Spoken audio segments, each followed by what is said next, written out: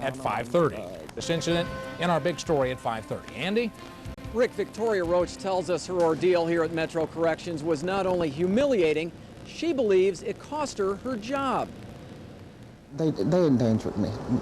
I mean, anything could have happened to me. That was scary. A month later, Victoria Roach is still upset about her arrest in June and incarceration at Metro Corrections. When police officers brought her to jail, corrections officers questioned her sexual identity. They asked me, was I born male or female? I told them I was a female.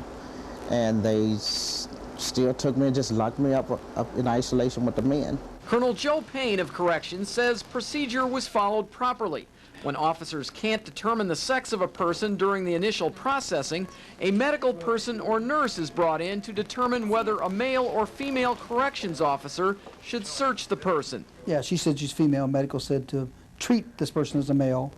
So therefore, we put that person in a single cell to not to have any conflicts with other inmates. But Victoria Roach showed us documented proof she's a woman. Her birth certificate, her marriage license, even the birth certificates of 3 of her 5 children. If they could bring that documentation to the jail, then that way we could treat, I guess, her as a female from now on. The ordeal has not only angered Roach, it's angered her mother. I think that is wrong.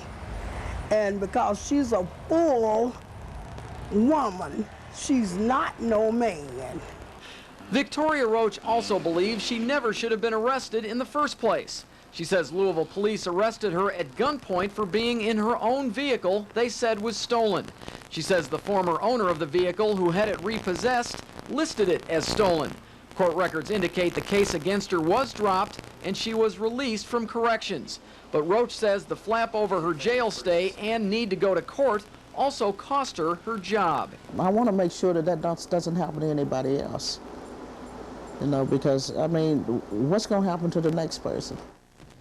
And Roach says she's in the process of filing a lawsuit. She also tells us she has filed a discrimination complaint against her former employer, PSC Office Supplies. A spokeswoman for that company declined comment.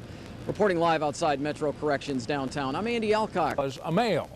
Rick, from what we understand, there was not any type of strip search. We believe, from what Joe Payne tells us, that the corrections officer simply talked to her, or this medical person, and the determination was made at that point that she was a male. Rick? Interesting. Thank you.